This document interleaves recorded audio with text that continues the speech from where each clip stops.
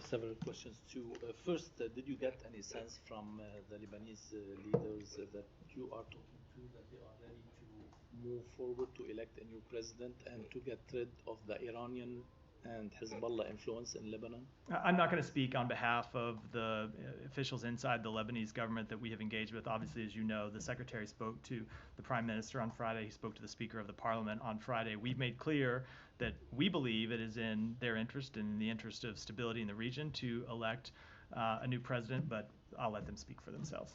And second, on the buffer zone in the south, Israel, it looks like they're planning to establish a buffer zone 2 kilometers from the border inside Lebanon. Do you support such move? Now, I don't know what you mean by buffer zone. If it means Hezbollah pushing back to be on the Litani River, obviously that's something we support. If it's some kind of other buffer zone, for example, if it's a buffer zone that would be occupied by the IDF, that would be something we would oppose.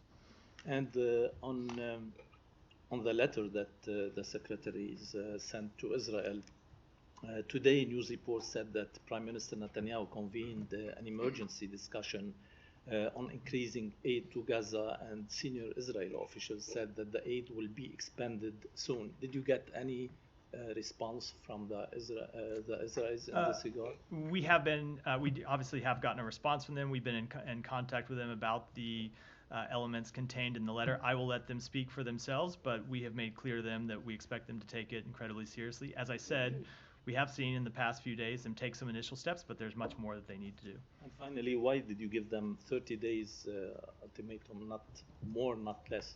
Well, if you look at the letter, it says we need to see immediate action, and we have seen immediate action, but we also make clear that there are some of the steps that would take more than 3 days, 4 days, 7 days. For example, the ability for people to relocate from Mawasi to areas inland before it gets cold, something that you can't do overnight. You have to be able to set up places for them to go. You have to have food when they get there. You have to have sanitation facilities. Those aren't the kind of things that can happen in a week or a few days. So we thought it was reasonable to give Israel a bit of time to implement those steps that we recommended in the letter, but that there are other things that needed to happen urgently and immediately, which is what we've seen over the past couple of days. And one more, if you don't mind. News reports said too that the secretary is ready to put forward a plan for post-Gaza war, and the deadline would be after the elections. Is this accurate, and do you have a specific plan to offer? We haven't made any decisions in that regard. We continue to be in consultation with a number of countries in the region.